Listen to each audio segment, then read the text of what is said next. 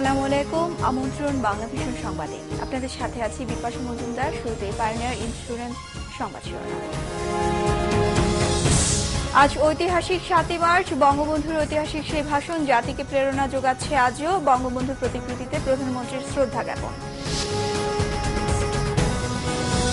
সংসদ বা সংসদের বাইরে সরকার ও বিরোধী দলের আলোচনা ছাড়া তত্ত্বাবধায়ক সরকার পদ্ধতি নিয়ে সংকট নিরসন সম্ভব নয়, মন্তব্য সৈয়দ আশরাফের। সৌদি দূতাবাসের দ্বিতীয় সচিব আততায়ীর গুলিতে নিহত। তদন্ত ও দোষীদের শাস্তির আশ্বাস স্বরাষ্ট্র প্রতিমন্ত্রীর। দুদেশের সম্পর্কে প্রভাব পড়বে না বলেছেন পররাষ্ট্রমন্ত্রী। শুনছিলেন পাইওনিয়ার ইন্স্যুরেন্স শিরোনাম। মল ফিক্স পারফেক্ট ফিট, সুস্থ শিশু সুন্দর হাসি। এবার বিস্তারিত।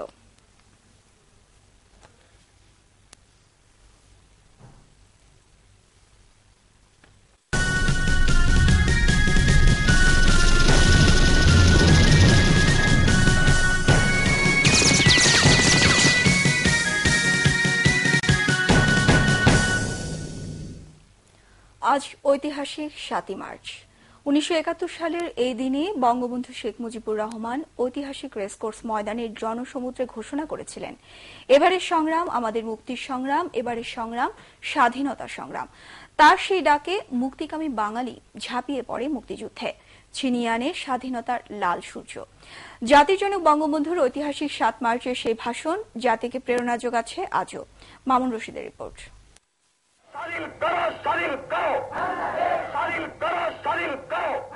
সেদিন ঢাকা ছিল মিছিলের শহর। এ পথ সে পথ ঘুরে সব মিছিলের গন্তব্য ছিল তৎকালীন রেসকোর্স ময়দান, বর্তমানে যা সোহরাওয়ার্দী উদ্যান। দুপুরের অনেক আগেই রেসকোর্স বদলে যায় জনসমুদ্রে। 10 লাখেরও বেশি মানুষের মুহুর্মুহু স্লোগানে উত্তপ্ত হয়ে ওঠে ঢাকার আকাশ বাতাস।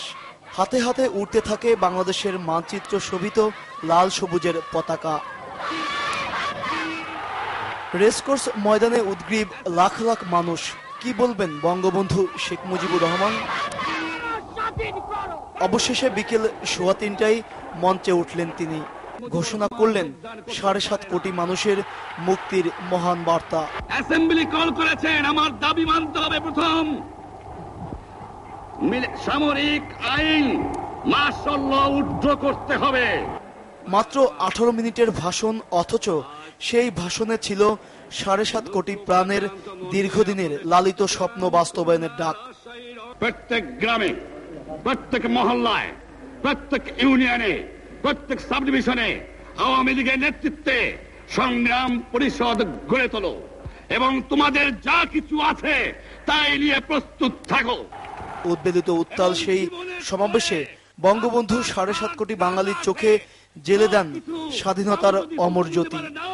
মনে রাখবা, রক্ত যখন দিয়েছি, রক্ত আরো দেব। এই দেশের মানুষকে মুক্ত করে ছাড়বো ইনশাআল্লাহ। এবারে সংগ্রাম আমাদের মুক্তির সংগ্রাম, এবারে সংগ্রাম স্বাধীনতার সংগ্রাম।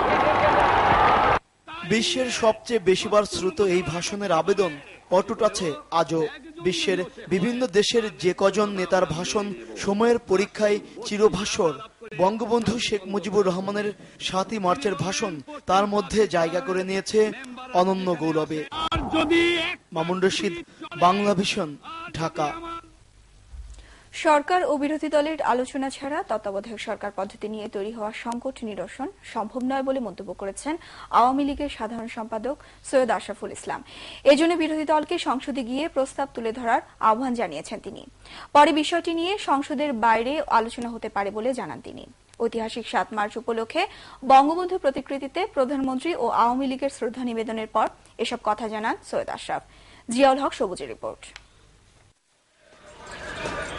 ঐতিহাসিক ৭ মার্চ উপলক্ষে ভোরে ধানমন্ডিতে বঙ্গবন্ধু শেখ মুজিবুর রহমানের প্রতিকৃতিতে ফুল দিয়ে শ্রদ্ধা জানান প্রধানমন্ত্রী শেখ হাসিনা। পরে আওয়ামী লীগের সভানেত্রী হিসেবেও শ্রদ্ধা নিবেদন করেন বঙ্গবন্ধু কন্যা। এরপর স্বেচ্ছাসেবক লীগ, মহিলা লীগ ও ছাত্রলীগ সহ বিভিন্ন অঙ্গ সংগঠনের পক্ষ থেকেও ফুলেল শ্রদ্ধা জানানো হয়। এ সময় আওয়ামী লীগের সাধারণ সম্পাদক সৈয়দ আশরাফুল ইসলাম বলেন, নির্বাচনের পদ্ধতি নিয়ে দেশ ক্রান্তিকাল অতিক্রম করছে। সমস্যা সমাধানে আওয়ামী লীগ সবসময় প্রস্তুত বলে জানান তিনি। আলোচনা ছাড়া কিন্তু কোনো সমস্যারই সমাধান হবে না। আমি আবারও বিরোধী দলের নেত্রীকে অনুরোধ করব, উনি আসুক সংসদে, কিভাবে উনি কোন পদ্ধতিতে নির্বাচন হবে সেটার বক্তব্য উনি পার্লামেন্টে তুলে ধরুন। আমরা আলোচনা করে এই যে বিষয়টির আমরা শুনাব।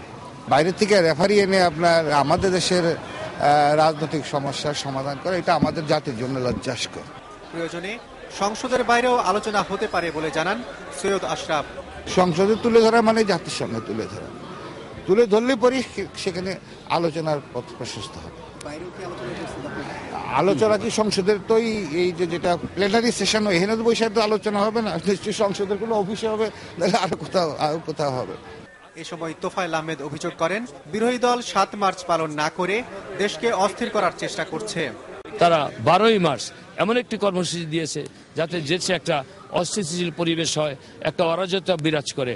আমি বিশ্বাস করি যে চেতনা এবং মানসিকতা নিয়ে 71-এর 7ই মার্চ বাংলার মানুষ সরোয়ার্দী উদ্যানে বঙ্গবন্ধুর ভাষণ শুনতে এসেছিলেন, সেই বাংলার মানুষ ঐক্যবদ্ধ হয়ে এই ষড়যন্ত্র মোকাবিলা করবে।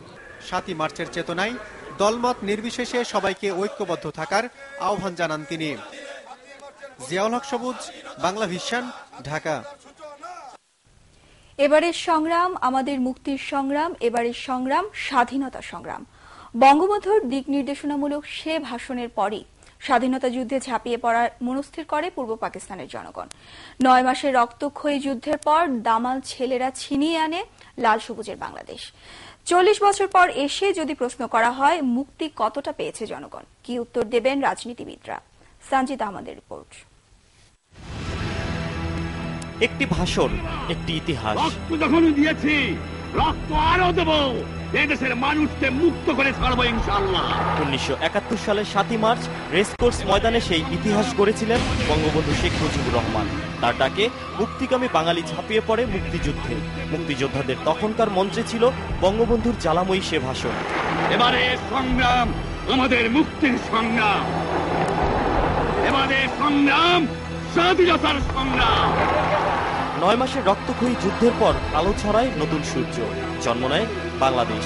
কিন্তু যে মুক্তির নেশায় বাংলার দামাল ছেলেরা ঝাঁপিয়ে পড়েছিল মুক্তিযুদ্ধে, সে মুক্তি কি মিলেছে? 40 বছর পরে এসে এ প্রশ্নের উত্তর না বলেই জানালেন সেই সময়ের ছাত্র নেতারা।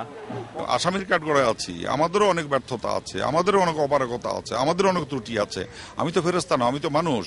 কিন্তু কথা হলো একটাই, যারা দেশ স্বাধীন করতে পারলো 24-25 বছর বয়সে, তারা আজকে 70 বছর বয়সে রাষ্ট্র পরিচালনার দায়িত্বটুকু তো পেল না।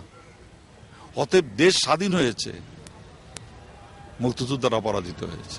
আমাদের ভৌগোলিক স্বাধীনতা পেয়েছি, মানচিত্র পেয়েছি, জাতীয় সঙ্গীত পেয়েছি, রাজনৈতিক স্বাধীনতা পেয়েছি, কিন্তু অর্থনৈতিক মুক্তি পুরোপুরি আমরা অর্জন করতে পারি নাই, যেটা ছিল বঙ্গবন্ধুর স্বপ্ন।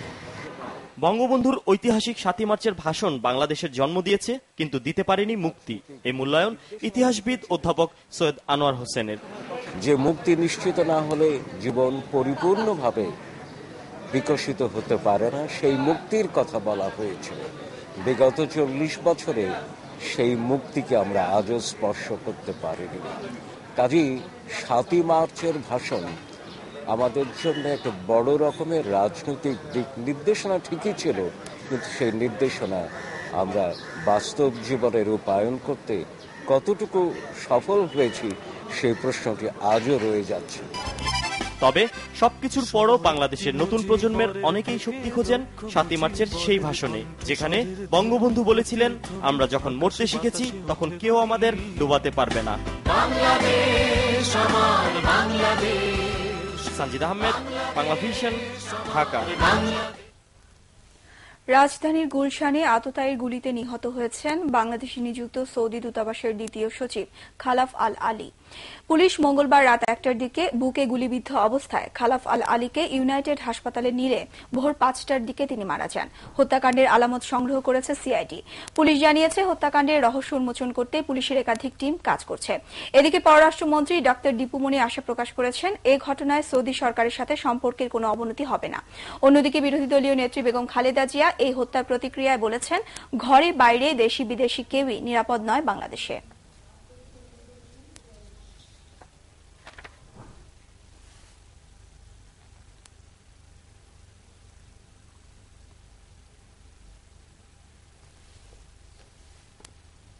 এই ছিল এখনকার মতো। পরবর্তী সংবাদ রয়েছে সকাল 11টায়, দেখার আমন্ত্রণ রইল। এছাড়া দেশ বিদেশের সর্বশেষ সংবাদ সবার আগে জানতে আপনার গ্রামীণ ফোন ও এয়ারটেল থেকে ডায়াল করুন 1616 এই নম্বরে।